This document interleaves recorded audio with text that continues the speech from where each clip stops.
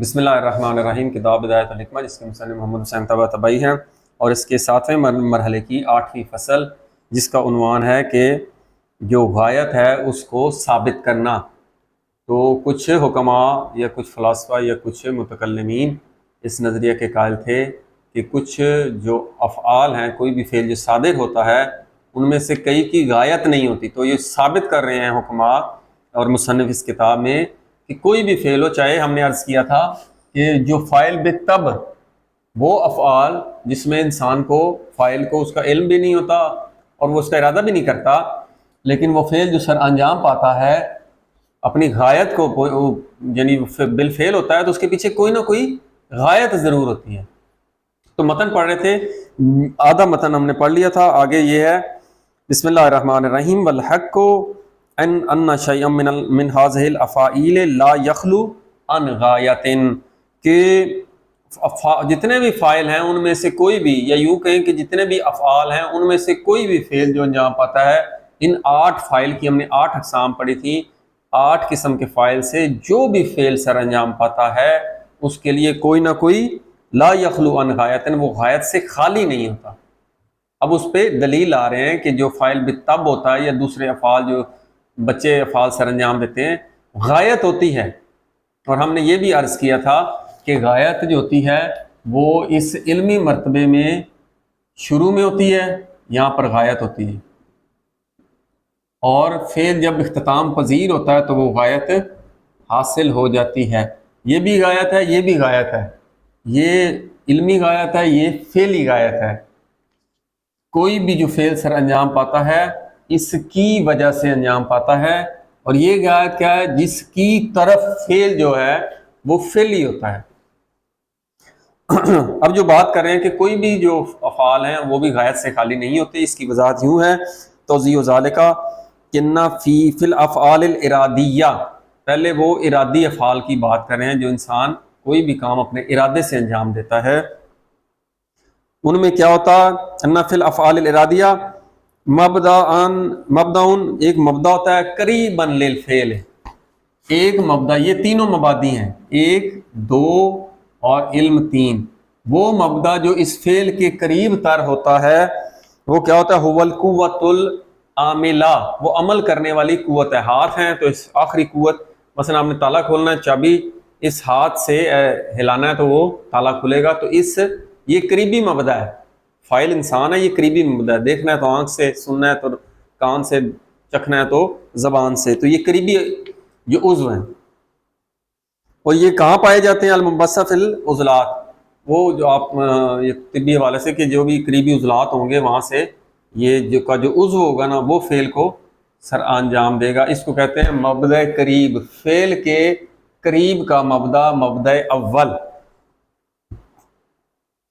پھر وہ مبدا متوسطا قبلہ، پھر اس کے بعد جو متوسط کون سا ہے؟ مبدا متوسط، یہ متوسط ہے، یہ پہلا، یہ متوسط، یہ آخری۔ پھر مبدا متوسط یہ ہے قبلہ، اس سے قبل، یعنی فعل یہ جو قریبی فعل ہے اس سے قبل، وہو الشوق المستتبع بالارادات والاجماع، یہ جو ہوتا ہے یہ ارادے کے پیچھے آتا ہے۔ ارادے کے پیچھے کیا آتا ہے؟ یہاں پہ ہمیشہ شوق ہوگا تو تبھی انسان فعل کی طرف مائل ہوتا ہے۔ تو وہ کہتے ہیں پہلا مبدا عضو، اس کے پیچھے متوسط جو مبدا ہے، اور وہ کیا ہے؟ ارادہ اور شوق اس کے ساتھ ہوتا ہے۔ ومبدا بعید قبلہ هو العلم، اور مبدا بعید، اس سے جو بعید ہے، جو اس سے پہلے ہے، وہ کون سا ہے؟ مبدا علم ہے، اور وہ اب علم کی بات کر رہے ہیں، وہ کیا ہے؟ وَهُوَ تَصَوُّرُ الْفِعْلِ عَلَى وَجْهٍ جُزْئِيٍّ۔ اب یہ تھوڑی سمجھنے والی بات ہے، بالکل آسان ہے، آپ اس کو دیکھ رہے ہیں کہ کوئی بھی جو فعل انجام پاتا ہے اس کے 3 مبادی ہیں، پہلا، دوسرا، تیسرا، یہ جو مبادی ہیں اب کہاں تک پہنچے ہیں کہ ان 2 مبدوں سے پہلے علم ہوتا ہے۔ اب جو علم ہوتا ہے وہ کہتے ہیں کہ وہ علم جو ہوتا ہے جزئی ہوتا ہے۔ جزئی اس لیے کہہ رہے ہیں کہ یا تو جو انسان فعل سر انجام دے رہا ہے اس کی غایت اچھی ہے، یا انسان جو فعل انجام دے رہا ہے وہ یعنی غور و فکر سے خالی ہے لیکن پتہ ہے، اس کے علم میں ہے۔ اگر علم ہے اور فعل صحیح نہیں، وہ جزئی ہے، اگر اس کے پیچھے کوئی نہ کوئی حکمت ہے، کوئی نہ کوئی وجہ ہے، اس کو کہتے ہیں فکری، اور یہی جو فکری علم ہے اس کو کہتے ہیں حکمت۔ اب وہ یہ بات کر رہے ہیں یا تو اس کے پیچھے صرف تصور ہوگا، اور تصور بھی کون سا؟ تصور جزئی۔ جب یہ تصور جزئی ہوگا تو پھر کیا ہوتا ہے؟ اچھا، وہ کہتے ہیں اللہ جی ربما قارن تصدیق، کبھی کبھی یہ جو خیال ہے یہ اس کے ساتھ تصدیق ملی ہوئی ہوتی ہے۔ تصدیق کیا، کہاں سے آ گئی؟ تصدیق یقین ہوتا ہے کہ انسان جو کام کرے گا یہ اس کا نتیجہ نکلے گا اور یہ انجام پائے گا اور بخیر ہوگا، حکمت اس میں خیریت ہوگی اور بہتری ہوگی۔ کیوں تصدیق سے ملی ہوتی ہے؟ بِأَنَّ الْفِعْلَ خَيْرٌ لِلْفَاعِلِ، کیونکہ یہ جو کام سر انجام دیا جا رہا ہے اس فاعل کے لیے خیر ہے، بہتر ہے، اس لیے اس کے ساتھ تصدیق ملی ہوئی ہے۔ اور کبھی کبھی صرف تصور ہوتا ہے، مثلا انسان جو فضول کام کرتا ہے، جیسے اکثر داڑھی کو ایسے کھجاتے ہیں یا انگلی ایسے کرتے رہتے ہیں یا کوئی بھی سر ہلاتے رہتے ہیں، تو اس کے پیچھے وہ ان کو جانتے ہیں سر ہلا رہے ہیں، اس کی مزید اور بھی اس کی وجوہات ہیں، لیکن یہ ہے کہ اس میں تصدیق نہیں ہوتی یا اس میں خیر نہیں ہوتا۔ اب وہ کہتے ہیں وَلِكُلِّ مِنْ هَٰذِهِ الْمَبَادِئِ الثَّلَاثَةِ، ان میں سے ہر ایک جو مبادی ثلاثہ، ان میں سے ہر ایک کیا ہے؟ من واحد منہا کیا ہے؟ فی الغایت، اس میں غایت ہے، تینوں میں ہو سکتا ہے یہ دو نہ ہوں، جیسا کہ طبیعی فعال میں علم بھی نہیں، ارادہ بھی نہیں، لیکن وہ فعل سر انجام پاتا ہے، جیسے کہ نظام تنفس ہے، خراج ہے، ہاضمے کا سسٹم ہے، تو وہ انسان کو علم ارادہ نہیں لیکن وہ بالفعل ہو رہا ہے، لیکن اس کے پیچھے غایت ہے۔ وہ لوگ کہتے ہیں متکلمین یا یونان کے پرانے فلاسفہ کچھ کہتے تھے کہ ان کی غایت نہیں ہے، تو یہ مصنف کہہ رہا ہے کہ وہ غایت ہے، اب اس کو ثابت کرے گا کہ وہ کیسے غایت ہے۔ وربما، وہ کہتے ہیں تطابع وقت، یہ جو تینوں مبادئین میں سے ہر ایک جو فاعل کا یہ غایت ہے اس سے مطابقت رکھتے ہیں، کبھی کبھی یہ تینوں اسی غایت کے مطابق یہ تینوں مبادی سے ہوتے ہوئے وہ فعل انجام پاتا ہے۔ وہ کہتے ہیں کبھی کبھی ان میں سے کوئی ایک یا دو مبادی جو ہیں یہ موافق نہیں ہوتے، وربما لم یتطابق، کبھی کبھی اس کے مطابق نہیں ہوتے، علم بھی نہیں ہوتا، ارادہ بھی نہیں ہوتا، یا کوئی معنی آ جائے تب بھی وہ اس کے مطابق نہیں رہتے۔ فَإِذَا كَانَ الْمَبْدَأُ الْأَوَّلُ، اب یہ مبدأ اول پر تھوڑی سی بحث کریں گے۔ یہ تو واضح ہو گیا کہ قریبی فعل ہاتھ سے انجام پاتا ہے، اس کے پیچھے انسان کا ارادہ بھی ہوتا ہے۔ اب وہ کہہ رہے ہیں علم جو ہے، فَإِذَا كَانَ الْمَبْدَأُ الْأَوَّلُ هُوَ الْعِلْمُ، جو مبدأ اول جو پہلا یہاں سے اس طرف سے ہے وہ کیا ہے؟ علم ہے۔ اگر یہ فکریاً، اگر یہ فکری ہوگا، اگر یہ علم جو ہے فکری ہوگا تو کیا ہوگا؟ کانا للفعل الارادی غایتن، اگر یہ فکری ہے تو پھر اس کی غایت جو ہوگی تب بھی غایت ہوگی۔ اب آگے بتائیں گے کوئی بھی فعل و غایت ہوگی، پہلے علم کی بات کر رہے ہیں۔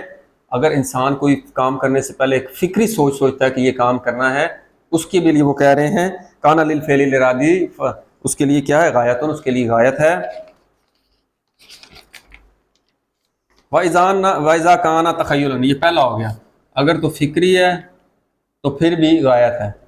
اب دوسرا کہہ رہے ہیں وَإِذَا كَانَ تَخَيُّلًا، اگر وہ جو غایت ہے وہ خیالی ہے، یہ دوسری قسم ہوگی۔ خیالی ہے تو کیا ہوگا؟ من غیر فکر، اس میں فکر نہیں ہے، خیالی ہے یعنی اس میں فکر نہیں، خیال میں تو آتی ہے چلو یہ کام کر لیں، یہ خیال میں آیا جو بھی فعل، دوسرا ہو گیا۔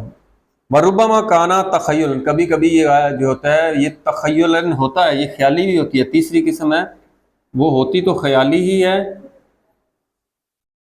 صرف خیالی ہوتی ہے۔ ثم تعلق بہی الشوق، لیکن اس کے بعد اس کے ساتھ شوق جو ہے وہ اس سے انسان کوئی ایسا کام کرتا ہے جو فائدہ مند نہیں ہوتا، بس وہ انسان اس کو، اکثر لوگوں کو کچھ عادتیں ہوتی ہیں اگرچہ کہ عادت آگے بھی آ رہا ہے، تعلق اللہ بہی، جس سے شوق جو ہے پھر وہ متعلق ہوتا ہے۔ ثم حرکت العاملۃ، پھر جو عاملہ ہے وہ حرکت کرتی ہے، نحو العضلات، اس کے بعد شوق ہوتا ہے تو اس کے بعد یہ جو عضو ہے اس کے عضلات وہ حرکت میں آتے ہیں۔ وَيُسَمَّى الْفِعْلُ عِنْدَئِذٍ جَزَّافًا، اس وقت اس فعل کو جزاف کہتے ہیں، فضول لغو۔ کب؟ جب یہ علمی مرتبے میں، جب علم کے مرتبے میں جو غایت ہے وہ صرف خیالی ہے، اس میں فکر نہیں ہے، پھر اس کو شوق پیدا ہو جاتا ہے، حالانکہ علمی سے شوق ہونا چاہیے، لیکن اکثر لوگوں کو ہوتا ہے، تو وہ اس وقت جو فعل ہوگا اس کو کیا کہتے ہیں؟ جزافن۔ جیسا کہ اس کی ایک تشبیہ دے رہے ہیں، کس سے دے رہے ہیں؟ یہ جزاف عمل جو ہے، فضول عمل انسان جو انجام دیتے ہیں، اکثر کہتے نہیں آپ یار بچوں کی طرح یہ کیا حرکتیں کر رہے ہو، یعنی بچے میں بھی علمی فکری خیال نہیں ہوتا، تو اسی طرح بڑوں میں بھی جب بغیر فکر کے خیالی ایک چیز کا شوق پیدا ہو جائے اور اس سے فعل جو سر انجام پائے وہ بچوں کے فعل کی طرح ہے۔ کما ربما تصور الصبی حرکتاً من الحرکات، جیسا کہ ایک چھوٹا بچہ جیسے دیوانہ ہوتا ہے، حرکتوں میں سے کوئی بھی حرکت کرتا ہے، فیشتاق الیہا، پھر اس حرکت کی طرف وہ مشتاق ہوتا ہے، اس جو بھی آئے گی ذہن میں تصور اس کی طرف پر مشتاق ہوتا ہے، آگے پھر کیا ہوتا ہے؟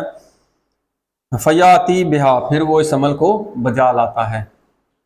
وما انتہت علیہ الحرکت حینئذ، وہ کہتے ہیں کہ وما انتہت علیہ الحرکت، جس کی طرف اس کی حرکت منتہی ہوتی ہے، حینئذ غایتن، اس کے لیے بھی غایت ہے، للمبادی کلہا، ہر مبادی کے لیے غایت ہے، کوئی بھی فعل جو انسان سر انجام دیتا ہے اس کے لیے غایت ہوتی ہے۔ وربما کان تخیلا، اب یہ چوتھی قسم آ گئی، 1 2 3، وہ کہتے ہیں کبھی کبھی یہ جو ہوتی ہے غایت، یہ تخیلاً ہوتی خیالی ہے، لیکن مع خلق و عادت، وہ انسان کو کوئی نہ کوئی عادت ہوتی ہے۔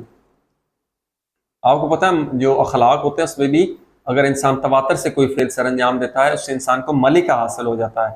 ملکہ کی تعریف آئے گی علم اخلاق کے باب میں کہ انسان بغیر سوچے سمجھے وہ فعل جو انسان سچ بولتا ہے، اب اسے کہنا یار یہ اس وقت ذرا جھوٹ بول دینا کہ میں نہیں ہوں گھر پہ، لیکن اس سے بولا نہیں جاتا، وہ نکل جاتا ہے سچ، اس میں یہ نکل جانا، ہو جانا اس سے، یہ عادت کی طرح ہے، لیکن یہ انسان کی اپنی قوت فکری سے پیدا کردہ ہوتی ہے، کیونکہ اس کے لیے اس میں انسان کے لیے بہتری ہے۔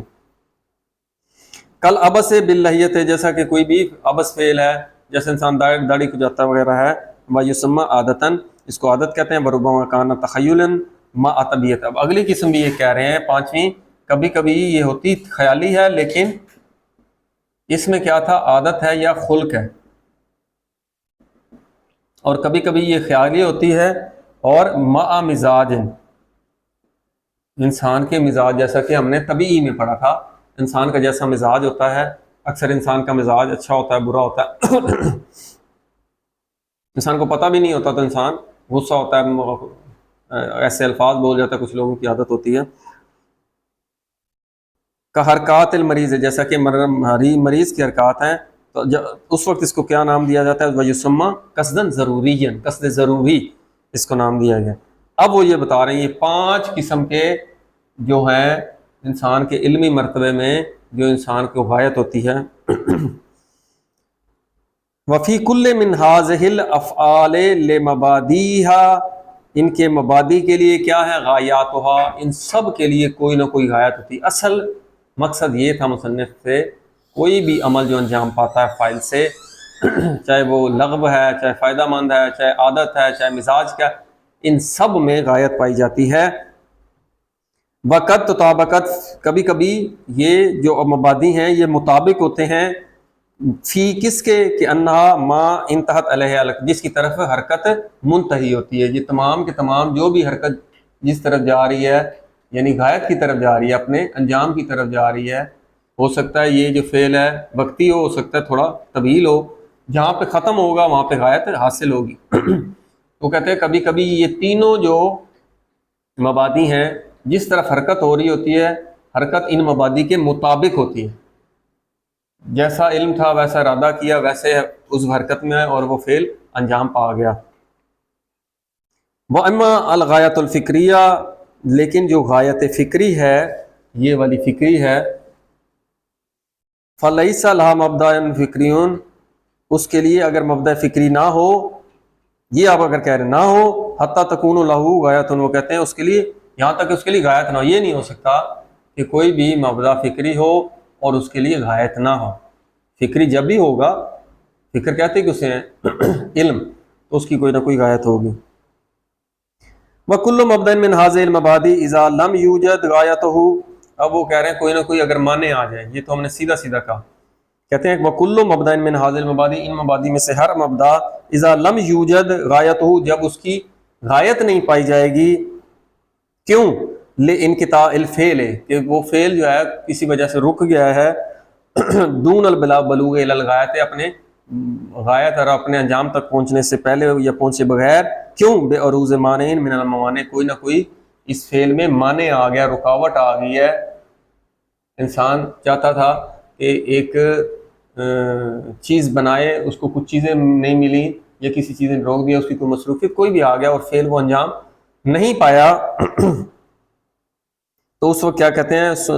سمی الفعل بالنسبت الیہ باطلا، اس وقت اس کو کہیں گے وہ فعل انجام نہیں پایا، یہ باطل ہو گیا۔ وانقطاع الفعل بسبب مانع، اور یہ جو فعل کا منقطع ہو جانا کسی بھی سبب سے، کس کے درمیان؟ اس بینہ بین الفعل و بین الوصول، اس فعل اور اس کے اس غایت نتیجے تک پہنچنے کے درمیان، غیر، یہ فعل کا منقطع ہو جانا غیر ہے کس کا؟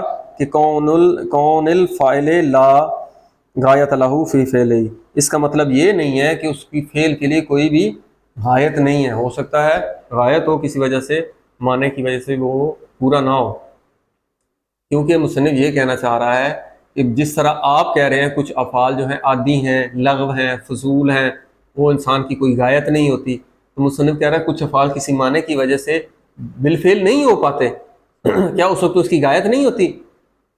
یہ منقطع ہو جانا، کسی معنی رکاوٹ کا آ جانا کہ فعل مکمل نہ ہو، غایت تو پھر بھی ہوتی ہے۔